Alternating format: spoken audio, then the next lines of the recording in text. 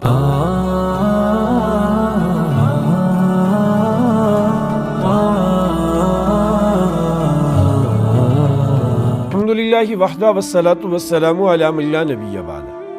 عبداللہ بن مبارک صاحب رحمۃ اللہ علیہ کے زمانے کی بات ہے کہ ان کے پاس ایک صاحب آئے جن کو پکڑ کر لایا گیا۔ وہ بہت شدید قسم کے مریض تھے اور 7 سال سے مسلسل بیمار تھے، سارے علاج کروا کر تھک گئے تھے اور ان کے مرض کو اس زمانے کے طبیبوں نے لا علاج قرار دیا تھا کہ اب آپ کے اس مرض کا علاج نہیں ہو سکتا۔ وہ سخت پریشان تھے۔ اس پریشانی کو لے کر سارے علاج معالجے سے مایوس ہونے کے بعد وہ حضرت عبداللہ ابن مبارک صاحب رحمۃ اللہ علیہ کے پاس آئے اور آ کر اپنی بپتا ان کے سامنے رکھی، اپنی بیماری کا سارا حال احوال ان کے سامنے رکھا اور ان سے کہا کہ مجھے کوئی وظیفہ اور عمل بتائیں جنہیں میں پڑھوں اور اللہ پاک مجھے شفا نصیب فرمائے۔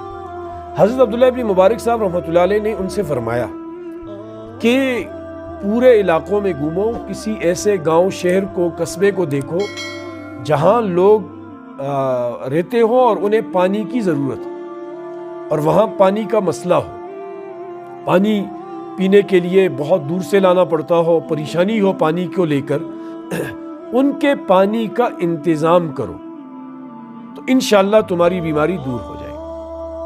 وہ صاحب اٹھے، اپنے جو ان کے ساتھ آئے ہوئے تھے وہ انہیں لے گئے اور یوں انہوں نے ڈھونڈنا شروع کیا۔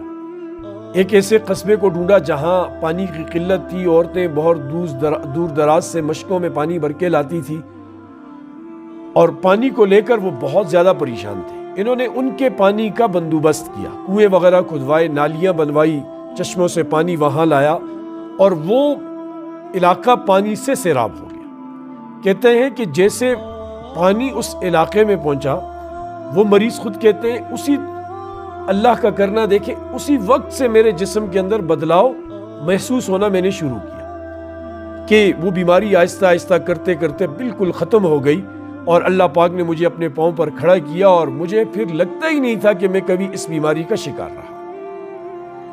حضور پاک صلی اللہ علیہ وسلم کا ارشاد ہے کہ داؤ مرضاکم بالصدقہ حسنوا اموالکم بالزکاۃ وداؤ مرضاکم بالصدقہ، کہ اپنے مال کی حفاظت زکوٰۃ کے ذریعے کرو اور اپنے مریضوں کا علاج صدقے سے کرو۔ صدقہ، افضل صدقہ وہ ہوتا ہے کہ جس کی لوگوں کو ضرورت ہو۔ کہیں راستے کی ضرورت ہے تو اس سے بڑا صدقہ کوئی نہیں، وہ راستہ بنائے۔ کہیں مسجد کی ضرورت ہے تو وہ بڑا صدقہ ہے مسجد بنائے۔ کہیں پانی کی ضرورت ہے تو وہ بڑا صدقہ ہے پانی انہیں مہیا کیا جائے۔ کہیں کوئی بچی گھر میں بیٹھی ہے، شادی وغیرہ کرنے کی طاقت نہیں ان کے گھر والوں کے پاس، اس کی شادی کا انتظام کرنا یہ بڑا صدقہ ہے۔ یعنی افضل صدقہ وہ ہے جو وقت کی ضرورت ہو، جس کی ضرورت سامنے ہو، اس پر کام کرنا بہت فضیلت رکھتا ہے، بڑا ثواب رکھتا ہے اور یہ صدقہ بندے کی بیماری کو جڑ سے اکھاڑ کر پھینکے۔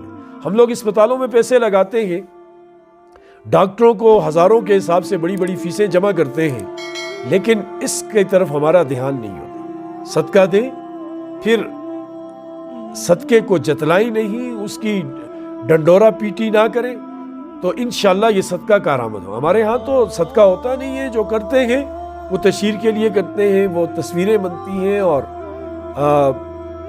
اسی لیے اس کا اثر بھی نہیں ہوتا۔ اللہ ہمیں سمجھ کی توفیق نصیب۔